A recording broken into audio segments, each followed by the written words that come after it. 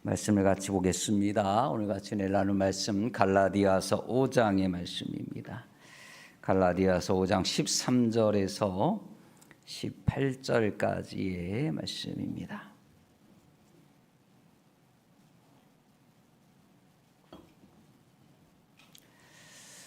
갈라디아서 5장 13절에서 18절까지 말씀 한 절씩 교독합니다. 형제들아, 너희가 자유를 위하여 부르심을 입었으나 그러나 그 자유로 육체의 기회를 삼지 말고 오직 사랑으로 서로 종 노릇하라.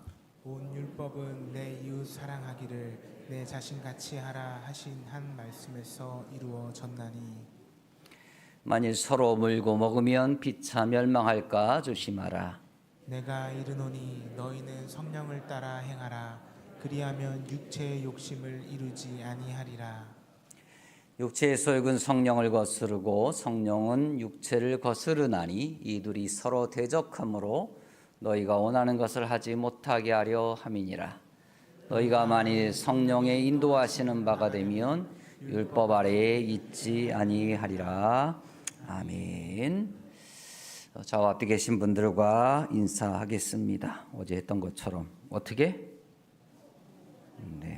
액센트를 줘서 통하여 흥합시다. 우리 이렇게 인사합시다.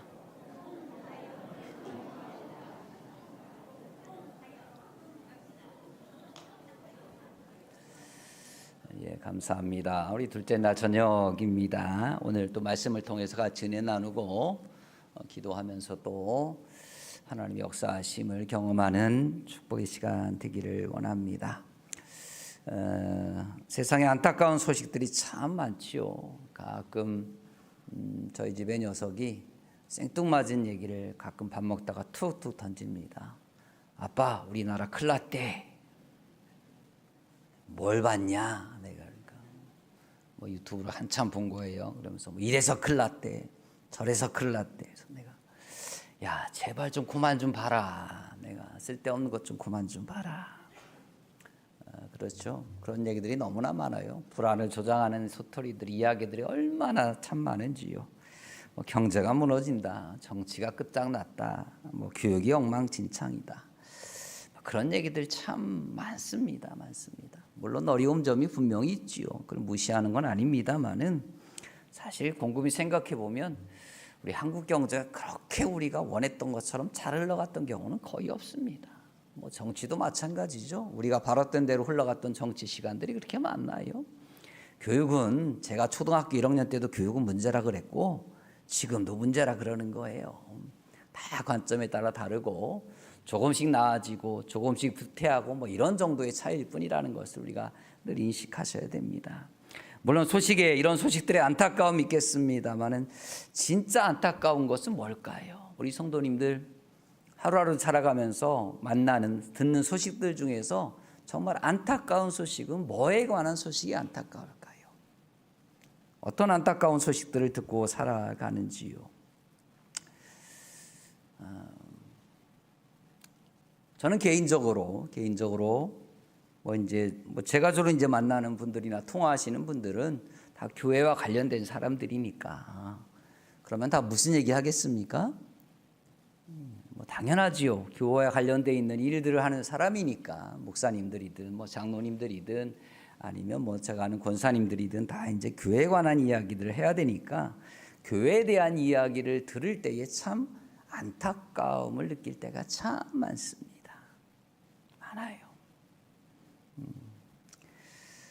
물론 이제 우리 교회 이야기할 때는 안타까움이 별로 없어요. 동의하시든 안 하든 전 그렇습니다. 그래서 한참 이제 친구 목사님들이나 후배 목사님들하고 통화할 일이 있어서 막 통화를 하면 가끔 얘기하다 보면 제가 솔직히 말하면 안타까운 소식을 얘기해 줄 게 없잖아요. 너무 좋은 이야기들만 가득하니까. 아멘? 아닌가, 나만 그런가 하여튼. 그래서 얘기하면은 은근히 자랑 같아가지고 얘기를 못 하겠는 거예요. 왜냐하면 그 상대방에서 오는 소식들은 다 서글픈 소식들이 너무 많거든요. 그러니까 은근히 그냥 자랑하는 것 같아서 더 이상 얘기를 못 하겠는 거예요. 사실임에도 불구하고. 그 안타까운 소식들은 다 뭐냐면 다 갈등의 이야기들입니다. 갈등의 이야기들. 제가 아는 분이 다니는 교회는 지금 2년이 넘을 동안 지금 두 파로 갈라져 가지고 그 예배를 따로 드리고 있어요. 원로 목사님 팀은 옆에 그 교육관에서 따로 예배를 하고 있고요. 담임 목사님 팀은 본당에서 예배를 하고 있고, 그렇게 지금 2년이 넘게 예배를 하고 있어요. 참 갈등이죠. 서글픈 소식 아니에요? 안타까운 소식 아닙니까? 지금은 이제 대부분 또 사무총회가 끝나는 시점이기 때문에 이런저런 이야기를 듣습니다. 어떤 교회 이야기입니다. 어떤 교회 이야기인데 어떻게 누구하고 아는 분하고 통화를 하다가 사무총회 때 어떻게 뭐 저한테 이제 물어볼 거 아니에요. 그럼 저희 또 사무총회 한 얘기를 잘 할 거 아니겠어요, 그죠? 할 얘기가 있어야지 제가, 그죠? 워낙 은혜스럽게 잘 끝났으니까 할 얘기가 없어요. 그래서 그냥 우리 뭐 이렇게 해서 그냥 보고만 하고 다들 동의해 주시고 해서 그냥 잘 끝났어. 이랬더니 야, 우리 교회는 이러면서 원로 장로님 두 분이 마이크를 잡고 20분을 전설을 하셨대. 무슨 얘기 갖고 했니? 이렇게 물어봤어요. 그랬더니 두 분이 은퇴한 지 얼마 안 됐는데 주보에 누구 이름이 먼저 올라가야 되냐 가지고 사무총회 때 20분 동안 싸웠다는 거야. 어이가 없어가지고 제가 친구인데, 두 분이 또 친구인데 똑같이 장로님이 되셨고 지금 시무하시는 것도 아니고 은퇴가 됐는데 누가 먼저 주보의 이름에 앞에 올라가야 되느냐를 가지고, 물론 그 이면에는 스토리가 있겠지요. 근데 그거 가지고 사무총회 때 서로 그 두 집안이 울고불고 싸움을 하더라는 거예요. 안타깝죠, 안타깝죠. 뭐 이런 갈등 이야기들은 너무나 많아가지고 사실 속상한 일들이 너무나 많습니다. 뭐 교회끼리의 갈등, 뭐 사역자들끼리의 갈등, 여러 가지 이유로 이런 갈등이 계속 이루어지는 이야기들. 참 안타까운 소식들이죠. 가끔 그런 생각을 합니다. 그런 갈등들은 사실 교회에서 그렇잖아요. 20년, 30년, 40년 다들 신앙생활 하신 분들인데 평생 동안 설교할 때 뭐 들으셨겠어요? 뭐 성경의 이야기 다 그 얘기 아닙니까? 사랑해라. 서로 사랑하십시오. 순종하십시오. 서로 순종하십시오.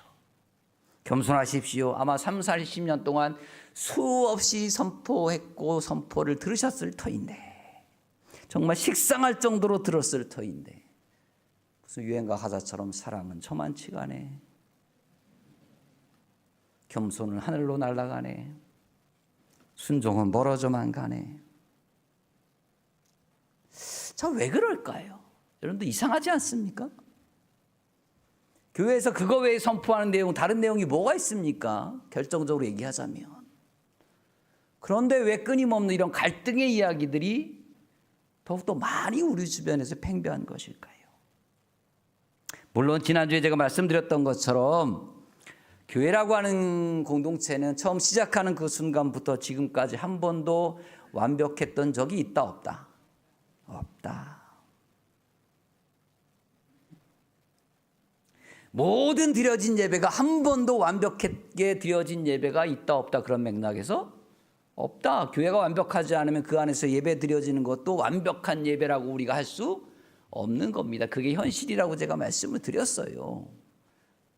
좀 더 극단적으로 얘기하자면 이 담임 목사 설교가 매 설교 때마다 100% 완벽할 수 있다 없다? 아멘을 안 하네. 없어요. 저의 한계이고 그다음에 듣는 이들의 한계가 있는 겁니다. 그럼에도 불구하고 왜 교회 안에서 이런 갈등이라고 하는 요소는, 다시 얘기하자면 우리 목표의 표에 따라서 이야기하자면 왜 통함이 잘 안 되는 것일까? 왜 통함이 안 되는 것일까? 그걸 우리 늘 물으셔야 됩니다.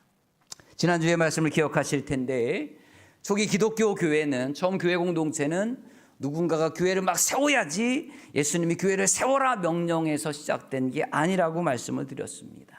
아무것도 할 수 없는 상황에서 예수님을 따랐던 제자들과 그를 따랐던 몇몇 사람들이 할 수 없어서 오직 기도에 힘쓰는 그 사건을 통해서 교회는 시작이 된 거예요. 그런데 이 교회의 시작은 그래서 전적으로 어떤 것에 의지해서 시작이 된 거냐면 성령의 역사로 시작된 걸 우리는 잘 알고 있습니다.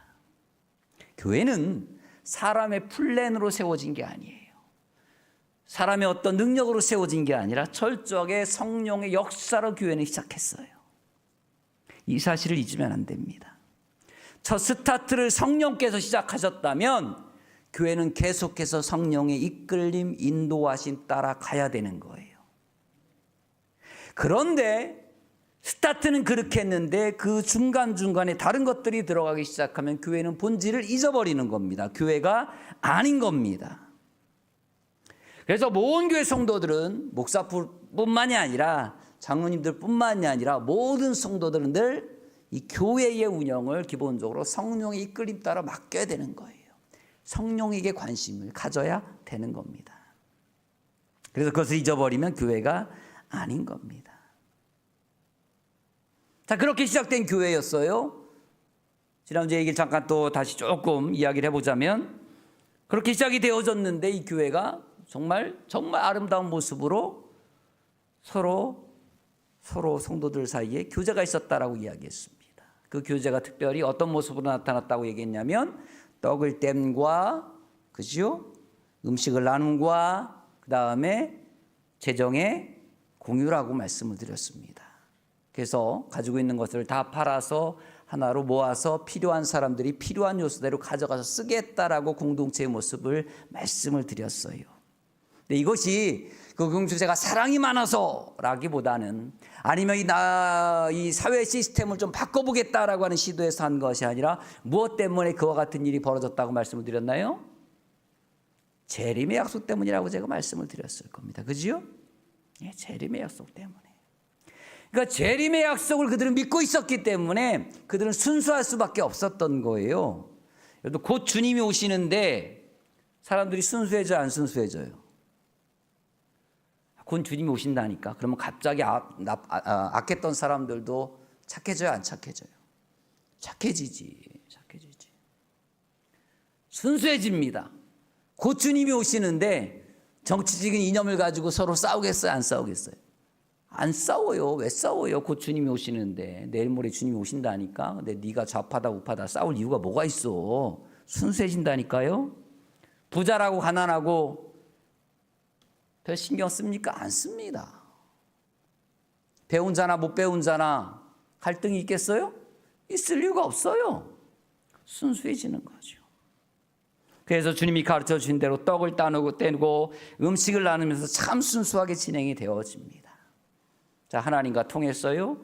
그 안에서 서로 간에 통함이 있었어요. 자, 그런데 문제가 발생을 합니다. 어떤 문제냐면 저기 기독교 공동체가 직면한 문제 중에 하나가 이 약속한 재림이 지연이 되는 거예요. 자, 그들은 곧 오실 줄 알아서 그렇게 해서 정말 사랑의 공동체를 이뤄가고 있었는데 예수님의 다시 오심이 늦어지기 시작을 합니다. 자, 늦어지는 것뿐만이 아니라 늦어지면서 이 복음이 전파되면서 사람들이 늘어나기 시작을 했어요. 그죠? 맨 처음에는 작게 시작을 했는데 사도행전 복음서는 다 나오잖아요. 사람들이 막 모이기 시작을 하는 겁니다. 회심하는 자가 베드로가 막 설교하면 3,000명이 돌아오고 예수 믿는 사람들이 공동체가 커지기 시작을 했어요. 교회가 막 생기고 사람들이 모이고 서서히 교회가 틀을 잡아가기 시작을 하지요.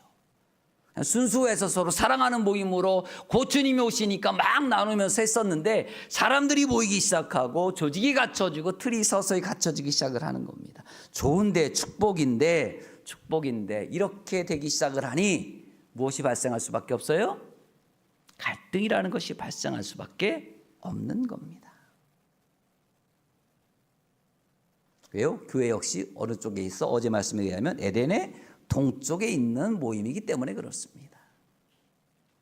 자, 신약 성경에 등장하는 모든 교회는 제가 불완전하다라고 말씀드렸잖아요. 불완전한 모습이 다 드러납니다. 교회조차도. 여러분들 사도행전 읽어보면 다 불안함의 이야기입니다. 우리 사도행전 10장과 11장에 가보게 되어지면 그 갈등의 모습이 처음에 하나 등장을 합니다. 이게 뭐냐, 고넬료 사건 아실 겁니다.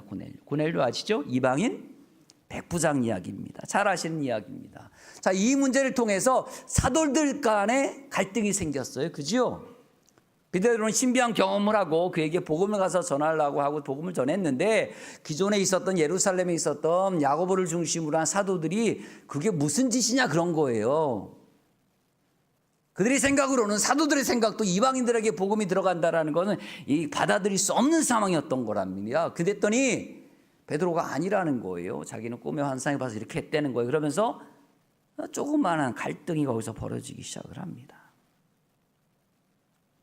이런 갈등이 계속해서 뭐 유대인 사이에 유대인과 이방인 사이에 갈등의 스토리들이 계속 교회의 스토리입니다. 특히 바울의 편지 같은 경우는 다 무엇 때문에 쓰여졌다? 갈등 때문에 쓰여졌다. 문제 때문에 쓰여졌다. 제가 자주 말씀을 드렸죠. 초대교회가 다 문제 있어서 사도 바울의 편지가 쓰여진 거라니까요. 다 우리 교회처럼 건강했으면. 아멘? 그러면은 편지가 쓰여질 일 없었다니까. 로마서 잘 아시잖아요. 로마서도 마찬가지입니다. 사도 바울이 내가 이 예수님에 대한 복음을 신학적으로 후대에다 남겨줘야지라고 해서 사도 바울이 쓴 게 아니에요. 어느 날 계시를 받아가지고 내가 막 써야지 이렇게 쓴 게 아니라는 거예요. 한가해서 쓴 게 아니에요.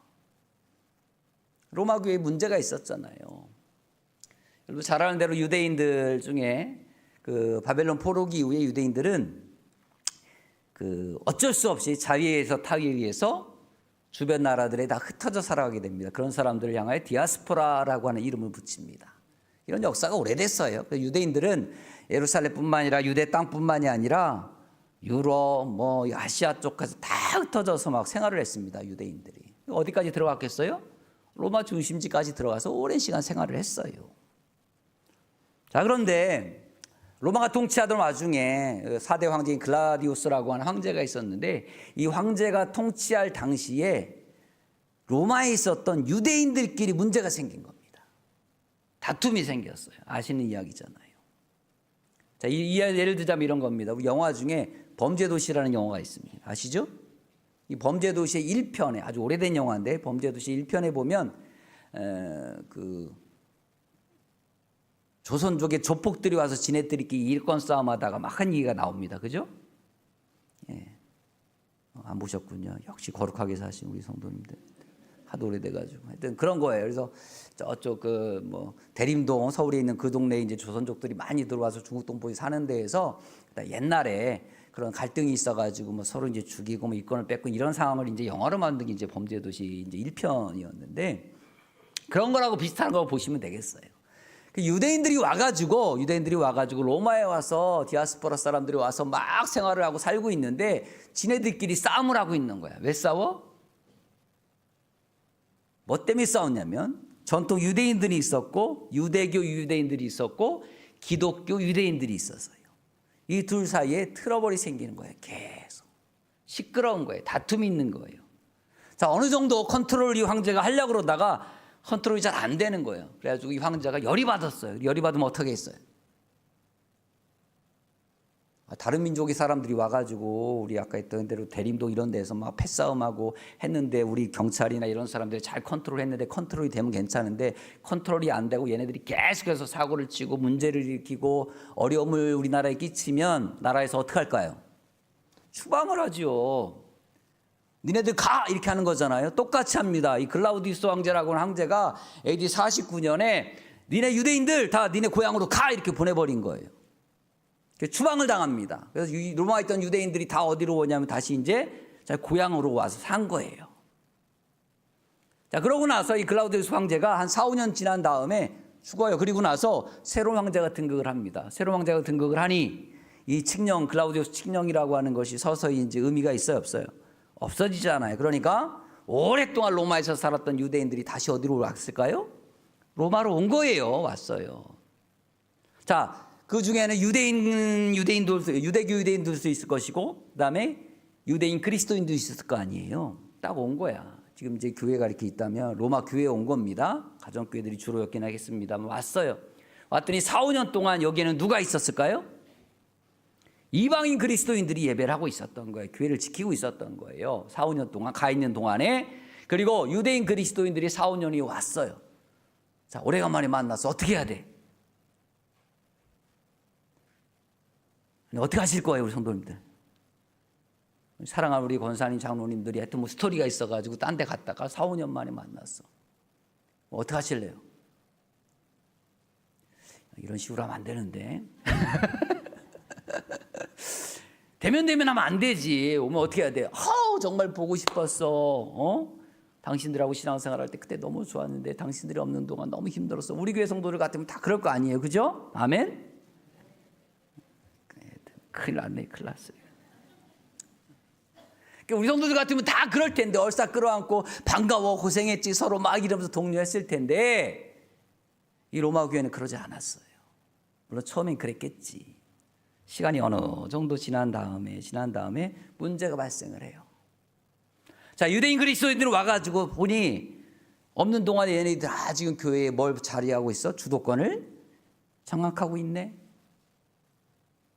그러니까 지네들이 얘기하는 거죠. 야, 이 교회를 우리가 누가 세웠는데? 유대인 그리스도인들이 처음 와서 세웠죠. 세웠는데. 자, 이방인 그리스도인들 입장에서 보면 야, 니네들 없는 동안 우리가 얼마나 고생했는지 알아? 이러면서 이제 서로 갈등이 생기기 시작을 한 겁니다. 갈등이 생기기 전에. 여러분들 이런 문제는요, 여전히 교회 공동체에 있어요, 없어요? 어디 있어요? 있어요. 제가 아는 목사님도 개척한 지가 한 20년 넘었는데 이 목사님이 어느 날 서로 만나서 얘기하는데 그러시더라고. 선배 목사님이신데. 야, 왜요? 그랬더니 지금 이렇게 한 20년 지나고서 우리 교회를 보니까 개척했던 멤버들이 다 없다.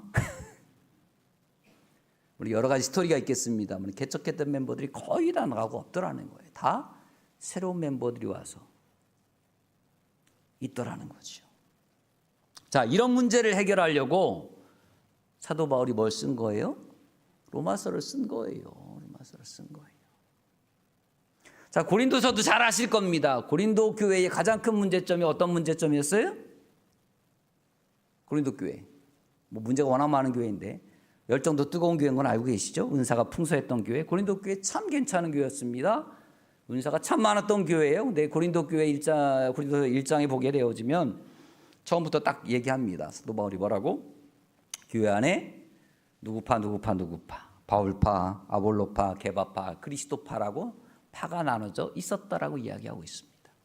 고린도 교회의 문제가 뭐예요? 처음에 시작은 이 파벌의 문제입니다. 여러분들 파벌의 문제를 잘 생각하셔야 되는 게 뭐냐면 이 파벌의 문제는 어떤 사람을 중심으로 모이는 건데 교묘합니다. 이 파벌은 그 사람이 대단해서 그 사람이 능력이 있어서 그 사람을 정말 영웅처럼 모셔서 여러분들 파벌이 형성되는 게 아니라 사람들이 자기 욕심에 맞는 사람을 찾는 거예요. 그게 파벌이에요. 다 아시잖아요. 여러분들 누가 대단해서 여러분들 내가 이 편 저 편 따지는지 아십니까? 아닙니다. 곰곰이 생각하는 겁니다. 나의 욕심과 나의 야망을 이루어줄 수 있는 사람은 저 사람이야. 그래서 나는 저파가 되는 거예요. 대부분.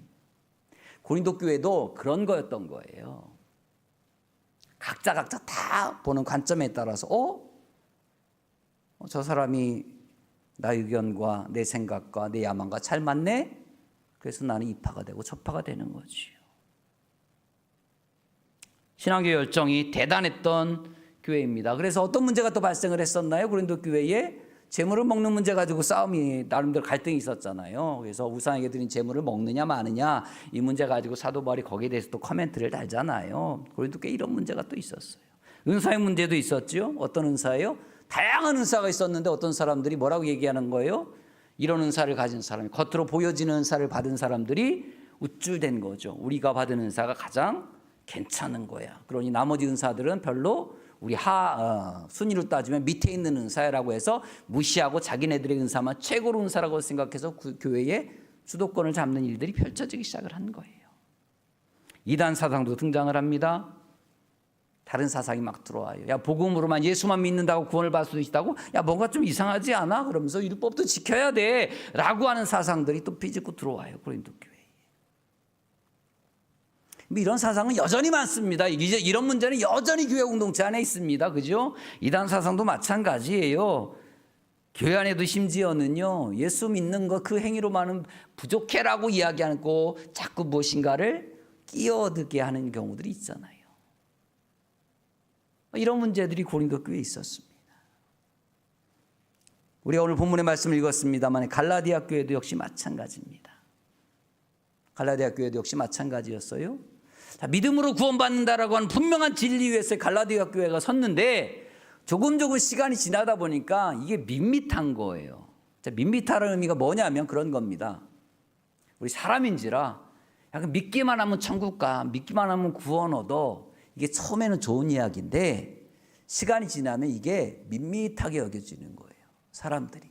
그래요, 안 그래요? 제가 이제 여러분들에게 선포하겠습니다. 자, 믿기만 하면 우리는 천국 가고 구원의 은혜를 받습니다. 뭐 하든 말든 맞습니다. 받아요. 자, 이렇게 선포했어요. 자, 이렇게 얘기했어요.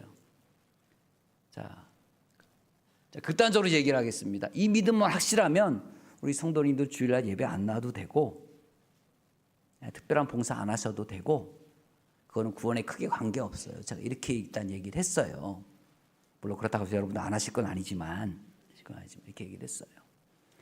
그렇게 받고 이제 믿음을 고백하고 살아가는데 하루 이틀 뭔가 아무것도 안 하고 그렇게 시간을 보내면서 내 믿음만을 가지고 구원 얻었다는 생각을 가지고 일상을 살아가니 밋밋하게 느껴져요? 안 느껴져요?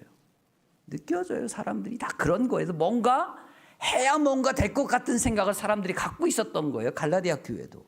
그런 상황 속에 있을 때에 율법주의자들이 툭 치고 들어온 거예요. 야, 네가 생각해도 너무 밋밋하지 않냐? 야, 예수만 믿으면 구원한다고? 아니지. 할례도 좀 해야 될 것 같지 않니? 율법도 좀 지켜야 될 것 같지 않니? 착하게 살아야 되는 것 같지 않니? 라고 하는 거 툭툭 던지는 거. 그랬더니 마음이 동해요, 안 동해요? 동하는 거죠. 그래, 맞아. 그래야 될 것 같은데? 이게 갈라디아 교회의 문제였습니다. 그래서 사도 바울이 갈라디아서에서 계속 얘기하는 게 그거예요. 믿음 얘기하고 믿음으로 자유롭게 되었다라는 이야기를 계속 하는 겁니다. 에베소 같은 경우도 마찬가지예요. 이방인과 유대인의 갈등, 물과 기름 같은 그 갈등의 구조를 이야기하고 있고요. 데살로니가 교회 같은 경우에는 재림이 지연됨으로 인한 이야기들을 또 거기에서 오는 문제점들을 또 이야기를 합니다. 자, 교회는 사도 바울의 편지를 잠깐 이야기했습니다만 다 뭐예요? 갈등의 이야기들이에요. 어쩔 수 없습니다. 갈등의 이야기예요.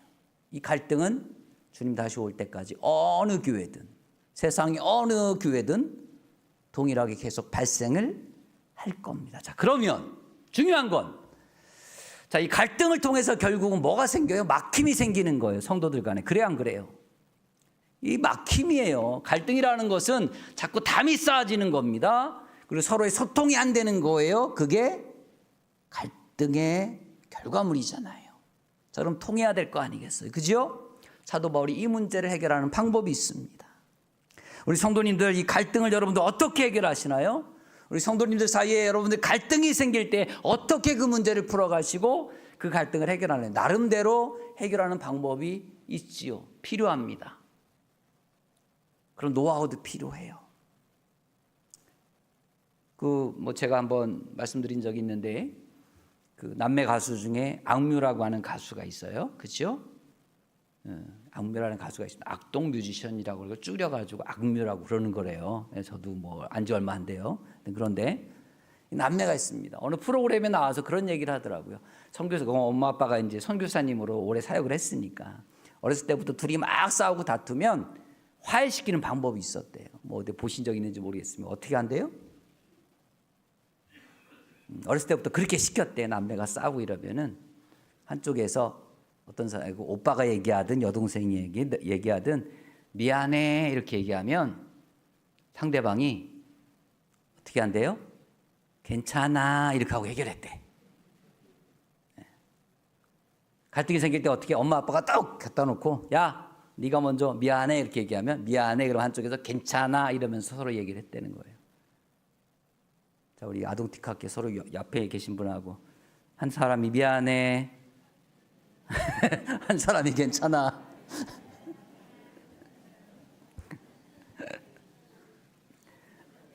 자, 이게요 어릴 때나 되지 크면 이게 돼요 안 돼요? 저하고 저희 집사람하고 한쪽 제가 미안 괜찮아 이거 하면 둘이 어떡할까? 이렇게 되는 거잖아요. 그죠? 사도 바울 그렇게 해결하지 않았어요. 야, 와, 뭐 약수해 이렇게 하지 않았어요. 사도 바울이 이 갈등의 문제를 그런 식으로 풀어가지 않았어요. 사랑해야지, 손잡고 잘못했다고 얘기해야지, 서로 용서해 줘야지, 용서해야지, 품어야지, 안아야지 이렇게 해결하지 않아요. 여러분들 사도 바울의 갈등 해결의 문제가 방법이 결국 우리가 통할 수 있는 비결이라는 것들을 여러분들 기억하셔야 됩니다. 교회 갈등 문제를 해결하는 원칙, 그것을 통하게 하는 이 사도 바울의 원칙은 아주 명확합니다. 어떻게 명확하냐면 이겁니다.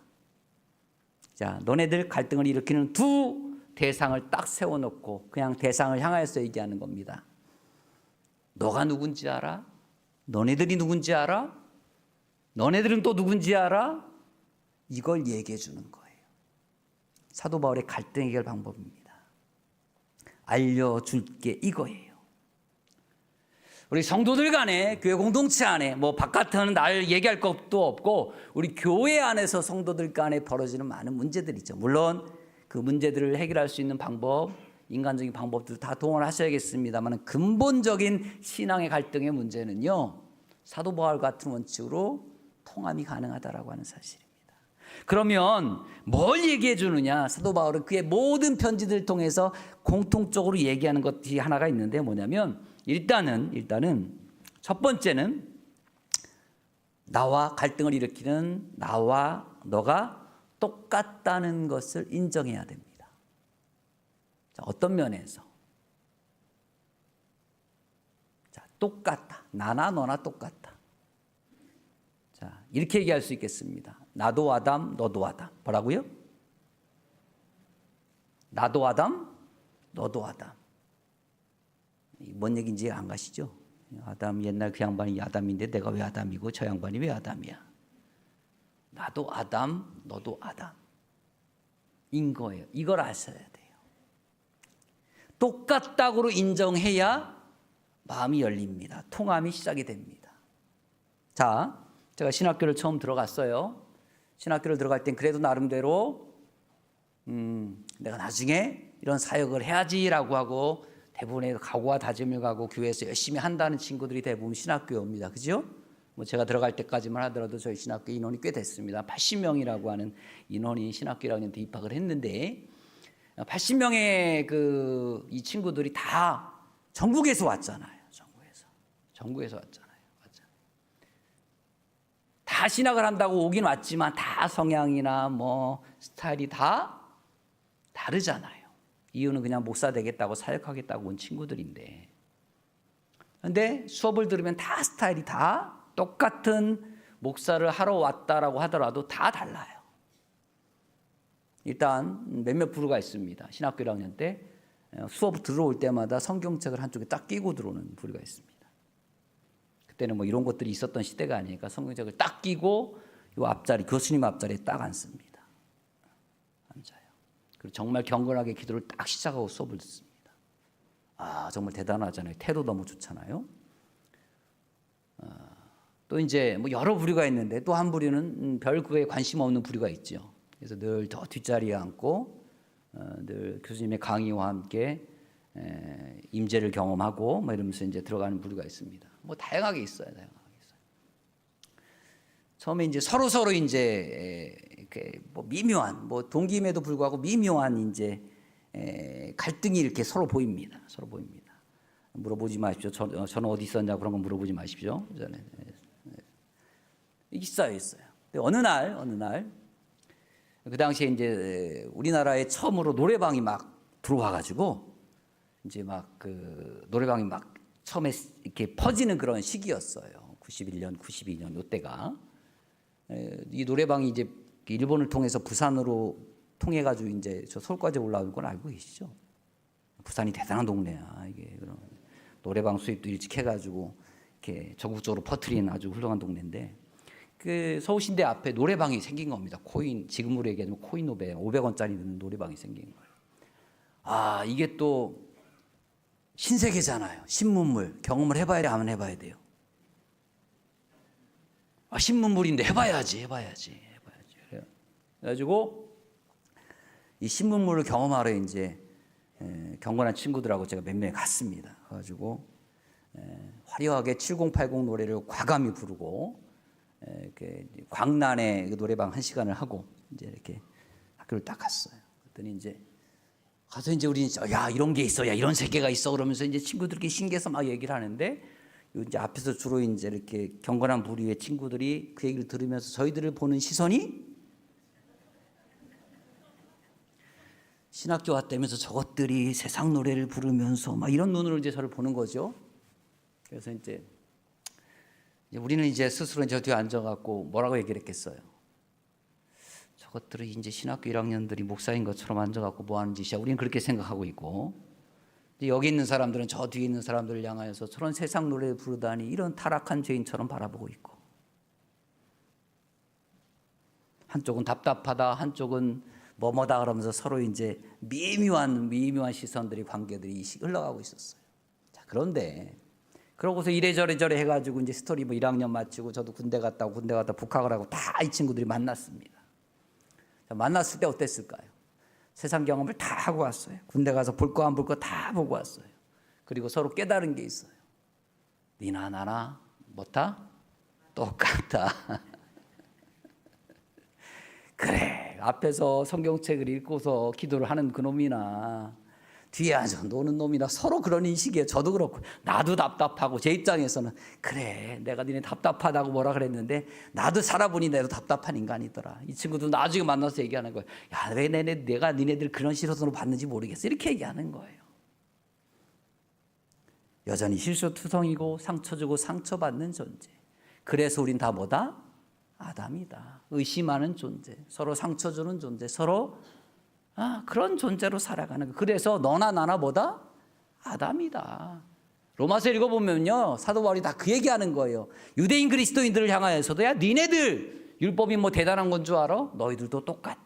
이방인들 이야기하는 겁니다. 너네들이 화려한 문명, 너희들의 어떤 철학 대단한 줄 알아? 아니야.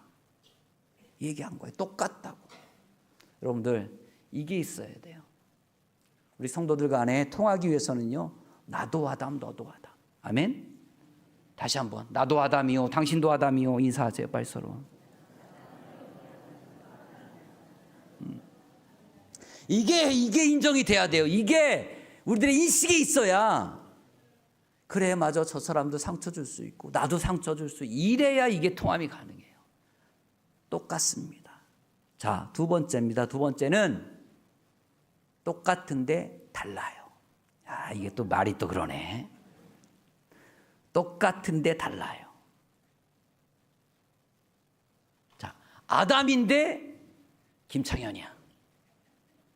이해가셔요?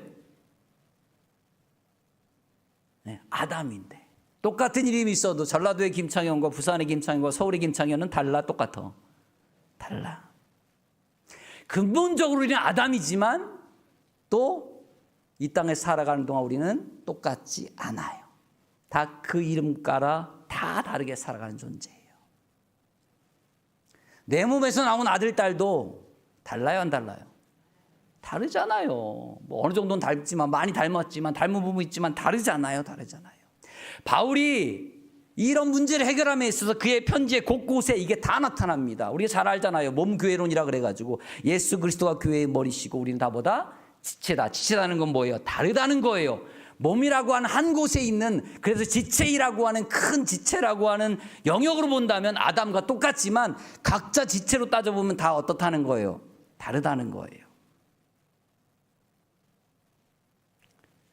제가 결혼식 할 때 늘 기도할 때 넣는 멘트가 있습니다. 태희, 기도한 지 얼마 안 됐으니까, 결혼한 지 얼마 안 됐으니까 기억나 안 나? 하도 많은 걸 기도해가지고 기억이 안 나지. 빼먹고 하는 기도가 내용이 그거 있습니다. 하나님만이 하실 수 있는 일을 남편과 아내에게 요구하지 말게 하시고, 또한 하나님만이 하실 수 있는 일을 내가 하려고 하지 않게 해주십시오. 이게 기도의 문에 저는 꼭 집어넣습니다. 이건 왜 이걸 집어넣는 이유가 뭐냐면 다르다는 걸 이야기하는 겁니다. 그리고 우리가 할 수 있는 일이 정해져 있다는 걸 제가 알기 때문에 요구하는 기도입니다. 똑같고 달라요. 자, 똑같이 우리는 아담이면서 그럼에도 불구하고 나는 내 이름을 가지고 있는 누구누구예요. 이게 인정이 돼야 우리는 우리 안에 통함이 가능해요. 이해가십니까? 자, 나에 대해서는, 상대방에 대해서는 맞아. 저 사람이 저렇게 잘못해도 똑같이 아담이니 나도 잘못이 있어. 저 사람이 저렇게 해도 나도 이렇게 할 수 있어 라고 하는 의미에서의 똑같음이 있고요. 그리고 또 하나는 뭐예요?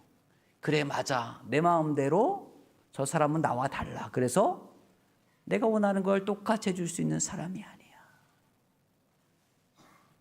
그래서 이 똑같음과 다름의 이 두 가지가 우리들의 삶의 중심을 잡고 있어야 그래야 우리가 안에 뭐가 가능해요? 통함이 가능한 거예요. 이게 한쪽이 인정이 안 되니까 통함이 안 되는 거예요. 야, 나는 아담인데 너는 아담이지만 난 아담이 아니야. 이렇게 얘기하거나, 그렇죠? 나는 아담인데 너는 하나님이 되어야 돼. 이러면 안 되는 거잖아요. 똑같은 거잖아요. 그죠? 왜 똑같은데 나랑 똑같은 생각을 하지 않아? 왜 똑같은데 다른 존재라고요. 다른 존재라고요. 이 긴장이 있어요. 똑같음과 다름의 긴장을 유지하면서 그것을 통하게 해주시는 분이 누구십니까? 예수님이십니다. 예수님의 통함의 영역은 한계가 없잖아요. 그분의 사역, 그분의 구원의 영역 한계가 있던가요? 없어요. 그래서 이 적당한 긴장을 우리가 유지하면서 살면서 결국은 이것을 온전하게 통하게 해주는 선은 누구라고요? 예수 그리스도라고 하는 사실입니다. 이런 마음가짐 안에 예수 그리스도를 통해서 우리 가운데 통함이 있기를 주님의 이름으로 축원을 드립니다. 우리나라 개항 초기에 전국의 미국뿐만 아니라 다양한 나라에서 선교사님들이 대거 들어오게 되어지지요. 각각의 은사를 가지고 선교사님들 오는데 특히 전라남도 광주에 의사이면서 선교하셨던 오웬이라고 하는 선교사님이 있습니다. 이 선교사님이 들어오셔서 사역을 하시던 중에 급성 폐렴에 좀 걸리게 되어져요. 그러니까 진료를 할 수 없으니까, 사역을 할 수 없으니까 모포에서 사역하고 있는 포사이트라고 하는 선교사 친구한테 연락을 합니다. 야, 친구야, 내가 지금 폐렴에 걸려서 내가 병원에서 진료를 못하고 있으니 와서 좀 여러 나라 백성들 좀 치료 좀 해줘라. 그래. 이 포사이트가 목포에서 이런저런 루트를 해가지고 지금 광주로 가는 길이었어요. 이동 중에 이 포사이트라고 하는 선교사가 차마 쳐다보질 수 없는 그런 심각한 장면을 하나 보게 되어집니다. 그게 뭐냐면 얼굴이 완전히 뭉개진 여자 나 환자를 보게 된 거예요. 그냥 지나칠 수 없어가지고 가만히 있을 수 없어서 이 포사이트라고 하는 선교사와 이 의사였던 이분이 나귀에다 이 그 환자를 태우고 병원으로 향해 가는 겁니다. 오웬 선교사가 운영하는 병원으로. 병원에 도착하자마자 환자를 나귀에서 내려가지고 포사이트 선교사는 걷지도 못하는 환자의 겨드랑이를 부축해 가면서 병실로 데리고 가고 있는 상황이었어요. 선교사님의 양복에는 이미 환자의 얼굴에서 흘러내린 고름과 피가 범벅으로 다 묻어 있었고요. 이 환자는 지팡이를 하나 들고 있었는데 힘이 빠져갖고 지팡이를 뚝 떨어뜨린 겁니다. 그때 이 병원에 사역을 할 때 오웬이라고 하는 선교사의 한국인 조수가 한 명 있었어요. 이 조수가 그 옆을 지나가고 마침 있었습니다. 이 포사이트라고 하는 선교사가 어설픈 한국말로 이야기한 거예요. 저 지팡이 좀 집어주세요. 뭐 이렇게 얘기를 했겠지요. 근데 선뜻 이 조선인 조수가 그것을 집어줄 수가 없는 거예요. 왜? 그 지팡이는 이미 고름과 피가 범벅이 되어 있었기 때문에. 그 환자를 보니 손가락은 다 잘려 있고 2개밖에 남지 않고. 그 모습을 이 포사이트 선교사는 보고 있었죠. 그 마음을 충분히 이해했지요. 그럼에도 불구하고 그것을 제발 들어주세요라고 하는 그 부탁의 눈으로 이 한국인 조수사를 지켜봅니다. 마침내 이 청년은 용기를 내서 그 지팡이를 집어가지고 나 환자에게 건네주고 이 나 환자는 환히 웃으면서 병실로 들어가게 되어져요. 그 순간 이 청년의 가슴에 뜨거운 알 수 없는 무언가가 파고 들어오기 시작을 합니다. 조선인 청년이 작은 예수로 거듭나는 순간이었던 겁니다. 이 지팡이를 집어서 건네준 사람이 누구냐면 우리나라의 그 한센병 환자들의 거의 아버지라고 할 수 있는 최흥종 목사님이라고 하는 분이십니다. 원래 이 최흥종 목사님이라고 하는 분은 되게 불우한 가정에서 자랐어요.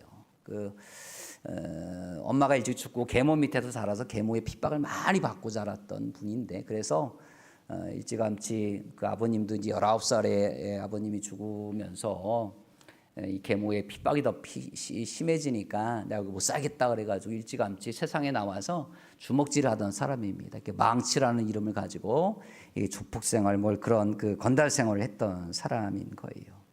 그런데 어느 날 이제 그 배다른 동생이죠. 배다른 동생 중에 하나가 형이 막 그러고 돌아다니는 게 좀 그래 보여가지고 어린 나이의 동생이 형한테 물어봤던 거예요. 형, 그런 데 있지, 형은 이렇게 사람 때리고 다니는 게 그렇게 재밌어? 이렇게 질문을 던졌다는 거예요.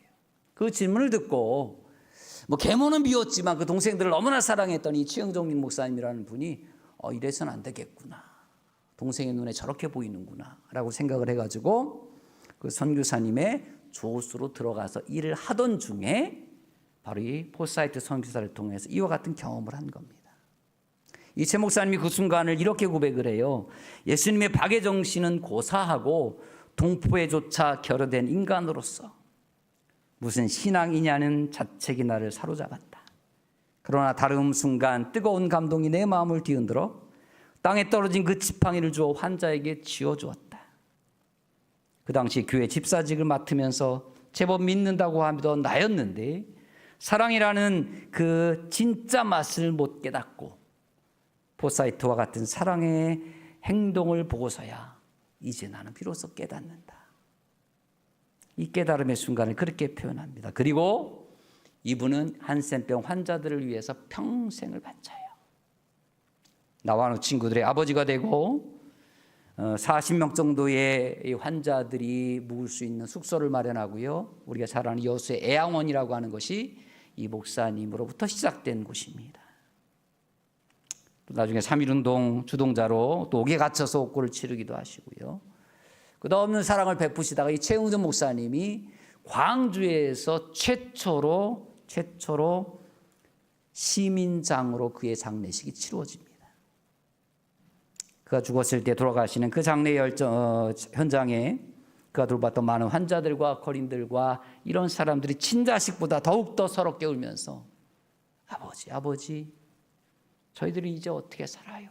라고 하면서 눈물을 흘렸다 그래요. 통함은 이런 거죠. 이런 통함의 은혜가 우리의 의지로 되는 게 아닌 겁니다. 예수의 사랑으로 인해 가능한 거죠. 목사님 너무 위대한 사람이라 우린 그렇게 할 수 없어요 라고 생각하실 겁니다. 그러나 다른 건 다 접어주고 우리는요, 우리 주변에 뭘 찾아야 되냐? 이 최흥종 목사님이라는 분이 그것을 경험할 수 있었던 도구가 뭐였어요? 지팡이였어요. 우리 주변에 이런 떨어진 지팡이가 사실 너무 많지요. 누군가를 삶을 지탱해주는 지팡이인데 거기에 뭐가 묻어있고 뭐가 묻어있어가지고 난 그거 들기 싫어라고 하는 그 지팡이가 우리 주변에 너무나 많아요. 누군가는 똑같은 나무인데 선을 긋는 사람이 있고요. 누군가는 그 나무를 가지고 그 손을 일으키는 도구로 사용하기도 하는 거예요. 예수의 사랑은 딴 게 아니지요. 그 지팡이를 가지고 선을 긋는 게 아니라 상대방을 일으키는 도구로 우리가 사용해야 되는 거죠. 저는 우리 교회 공동체 안에 이런 통함의 역사가 있기를 주님의 이름으로 축원합니다. 아까 얘기했던 두 가지 사실. 그래, 나도 아담이야. 나도 외적으로 볼 때는 그렇지만 나도 나병 환자와 같아. 당신도 그럴 수 있어. 이런 인식. 그렇지만 또 다 내만 같지는 않는 거야. 다른 존재야라고 하는 이 사실을 알 때 우리는 통함의 역사가 있다라고 하는 사실입니다. 우리 산상수훈의 말씀을 하고 마치도록 하겠습니다. 산상수훈에 보게 되면 마태복음 5장 9절의 말씀에 화평케 하는 자는 복이 있나니 저희가 하나님의 아들이라 일컬음을 받을 것이요 라고 하는 말씀이 있습니다. 화평케 하는 자는 복이 있나니 어떻게 한다고요? 하나님의 아들이라 일컬음을 받는데요. 화평케 하는 거와 하나님의 아들 되는 거와 무슨 상관이에요? 자, 또 다시 얘기할까요? 여러분들 성도님들, 화평하게 하는 자라고 이야기했을 때 떠오르는 사람이 있어요, 없어요? 큰일 났네, 큰일 났어. 우리 주변에 권사님, 장로님, 집사님 화평케 하는 자 있으면 얘기해 보세요. 그러면 입으로 탁 나와야지. 있어요, 없어요? 누구예요? 얘기 좀 해보세요. 난 내 이름 한 사람 나올 줄 알았더니 한 사람도 안 나오네.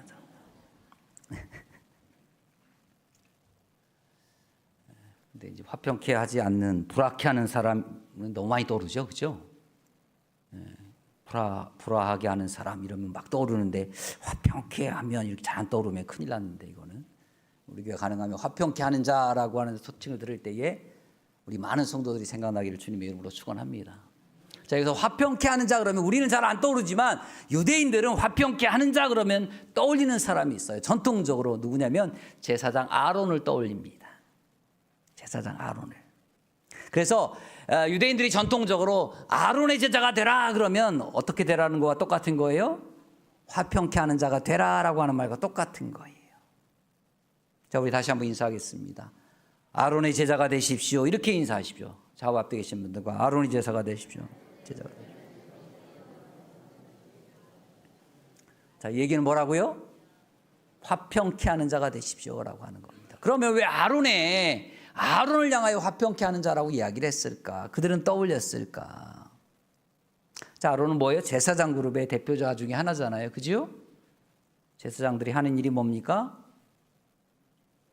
제사하는 겁니다. 성전에서 제사들이 이제 감당하는 겁니다. 자, 성전 봉사를 하면서 제사장들에게 얻어지는 것이 있어요, 없어요? 네. 많았을까요? 적었을까요? 많았습니다. 제사장들이 일하면서요, 제사장들이 제사를 집례하면서 부수적으로 얻는 것들이 많았습니다. 일반적인 사람들이 제사를 드리고 올 때에 제물뿐만이 아니라 그 제사를 담당하는 이들 향해서 상당한 제물과 함께 상당한 돈을 가져와서 그들에게 섬기고 했어요. 이것은 그 당시에 보편적인, 그게 무슨 개인적인 이게 편법이 아니라 공식적으로 그게 다 있었던 일들이에요. 자, 그와 같은 섬김을 받던 사람들이 제사장들인데 제사장들이 제사 중에서 선호하는 제사가 있고 그다지 선호하지 않는 제사가 있습니다. 자, 우리 제사 일단 생각해 보면 번제가 있고 속제제가 있고 속건제가 있고 화목제가 있습니다. 자, 이 제사장들 중에서 가장 그 제사를 드리는 데에 별로 기피하는 제사가 뭘까요? 1번 번제, 2번 속건제, 속제제, 화목제. 화목제. 땡. 제일 하기 싫어하는 제사. 잘 생각하셔야 돼요. 이거 상당히 세상적입니다. 번제를 가장 싫어합니다. 싫어한다기보다는 기피합니다. 다른 제사에 비해서. 왜 그럴까요? 말 그대로입니다. 번제는 다 태워서 드리는 제사죠. 남는 게 있어요, 없어요? 없어요. 선호하는 제사는 속건제와 속죄제는 되게 선호합니다. 좋아합니다. 왜요? 남는 게 많아요. 태워드리는 건 소수고요, 자금이고요. 나머지는 다 누구에게 가요? 제사장들한테 갑니다. 다 나와 있는 거예요. 그러니까 속죄제, 속건제는 조금만 드리고 나머지는 다 제사장들의 몫이에요. 자, 화목제는 그 중간이에요. 화목제는 왜? 제사 드린 다음에 나머지를 가지고 나눠야 돼. 나도 같지만 그 재물을 드린 사람도 같이 나누는 게 뭐예요? 화목제사의 특징이에요. 자, 웬만하면 사람들은 뭘 하겠어? 속죄제, 속건제를 하지. 근데 여기서 화평케 한다라고 하는 것은 별로 내키지 않지만 화목제를 드리는 그것을 화평케 하는 자라고 그들은 인식을 하는 겁니다. 다시 얘기하자면 화평케 하는 자는 나도 만족시키고 너도 만족시키고 우리 모두를 만족시키는 걸 뭐다? 화평케 하는 자라고 이야기하는 거예요. 그래서 그들은 화평케 하는 자 그러면 아론을 떠올리는데 그 아론이 화목제리를 드리는 그 장면을 그 상황을 그들은 떠올리는 겁니다. 그래서 화평케 하는 자는 뭐다? 나도 만족시키고 상대방도 만족시키고 모두를 만족시키는 것이다.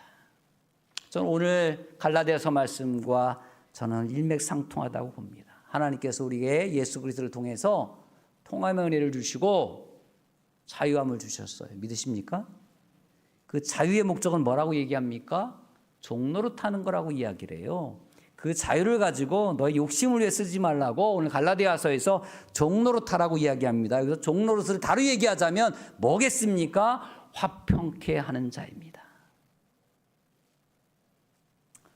저는 올 한해 우리 모든 성도들이 바깥까지는 나중에 문제이고 우리 교회 공동체 안에서 우리 성도들 안에 기관 안에 구역 안에 모든 부서 안에 세대를 초원해서 이 통함의 은혜가 있기를 주님의 이름으로 축원합니다. 통하십시오. 그냥 무작정 사랑해야지 무작정 섬겨야지 이게 아니라 그래 맞아 나도 아담이야. 저 권사님도 아담이야. 김 목사도 뭐다? 나도 아담이라고. 아담 나도 상처받고 나도 상처 주고 한다고. 뭐 대단한 것처럼 보이지만 나도 삐지고 안 삐지고 하고 그런다고. 나 똑같아. 아담이라고 아담.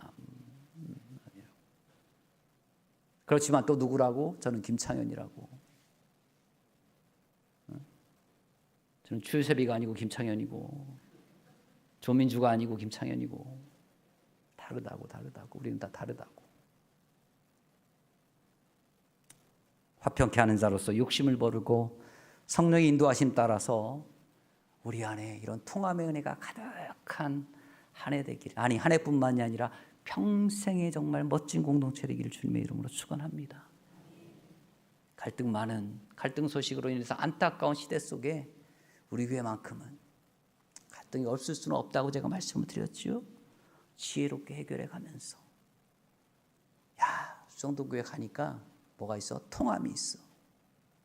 하나님과 통함도 정말 있는데 성도들 안에 통함도 있어. 이런 소문이 멋지게 나는 교회 되기를 주님의 이름으로 축원을 드립니다. 기대합니다.